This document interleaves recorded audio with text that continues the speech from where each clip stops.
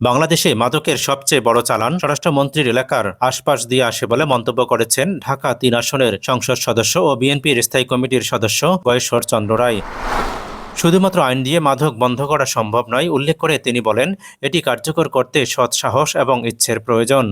শনিবার ২৭ June speaker Hafizuddin Ahmed বীর বিক্রমের সভাপতিত্বে জাতীয় সংসদে ২০২৬-২৭ অর্থ বছরের প্রস্তাবিত বাজেটের উপর সাধারণ আলোচনায় অংশ নিয়ে তিনি এসব কথা বলেন। গয়েশ্বর চন্দ্র রায় ওই বক্তব্যে বলেন, আগে জানতাম বদি, এখন তো বদি নাই, বদি তো ভয় পেয়ে গেছে গা, এখন ওখানকার দায়িত্বটা কে নিয়েছে? বাড়ির আশেপাশের লোক, স্বরাষ্ট্রমন্ত্রীর তো তা জানার কথা।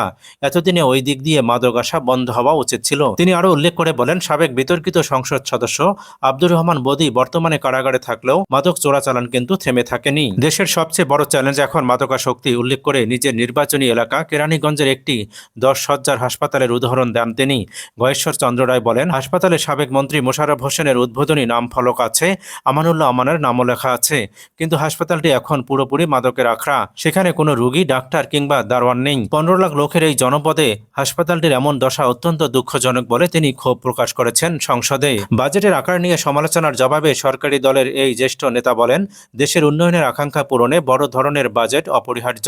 তিনি বলেন, আমাদের দলের চেয়ারম্যান তারেক রহমান দেশে ফিরে বলেছিলেন, আই হ্যাভ এ প্ল্যান। সেই পরিকল্পনা এবং ভিশনকে সামনে রেখেই এই বাজেট তৈরি করা হয়েছে। সংসদ সদস্যদের সব উন্নয়ন চাহিদা যোগ করলে বাজেটের আকার ৩০ লাখ কোটি টাকা হওয়া উচিত ছিল। বাজেট ঘাটতিকে তিনি রাষ্ট্র পরিচালনার একটি স্বাভাবিক প্রক্রিয়া হিসেবে উল্লেখ করেছেন। গয়েশ্বর চন্দ্র রায় বাজেট বাস্তবায়নের প্রধান বাধা হিসেবে দুর্নীতিকে চিহ্নিত করেন। তিনি রাজস্ব আহরণ ব্যবস্থার অনিয়ম দূর করে শতভাগ দুর্নীতিমুক্ত ব্যবস্থা এবং জিরো টলারেন্স নীতি গ্রহণের আহ্বান জানিয়েছেন। প্রস্তাবিত বাজেটের সামাজিক নিরাপত্তা বেষ্টনীর প্রশংসা করে তিনি বলেন, সাধারণ ও নিম্নবিত্ত মানুষের হাতে সরাসরি টাকা পৌঁছালে অর্থনীতির চাকা সচল থাকে। তবে বেসরকারি সংস্থাগুলোর অর্থাৎ এনজিওগুলোর কথা উল্লেখ করে তিনি বলেছেন, উচ্চ সুদের হার ৩৩ থেকে ৪২% নিয়ে আমাদের মধ্যে আগে থেকেই উদ্বিগ্নতা আছে। ঢাকার উপর চাপ কমাতে রাজধানীর বাইরে ঢাকা জেলার একটি পরিকল্পিত প্রশাসনিক সদর দপ্তর, বিশ্ববিদ্যালয় এবং হাসপাতাল নির্মাণের লক্ষ্যে উচ্চ পর্যায়ের কমিশন গঠনের প্রস্তাব দিয়েছেন ঢাকা ৩ আসনের এই সংসদ সদস্য। এদিকে বাজেট আলোচনায় অংশ নিয়ে বিজেপির সংসদ সদস্য আন্দালিব রহমান পার্থ দেশে ইসলামী ব্যাংকিং ব্যবস্থার প্রসারের প্রস্তাব দিলে তার তীব্র বিরোধিতা করেন গয়েশ্বর চন্দ্র রায়। তিনি প্রশ্ন তোলেন, দেশ কি শুধু মুসলমানদের জন্য স্বাধীন হয়েছে, নাকি জাতি, ধর্ম, বর্ণ নির্বিশেষে সবার জন্যই স্বাধীন হয়েছে?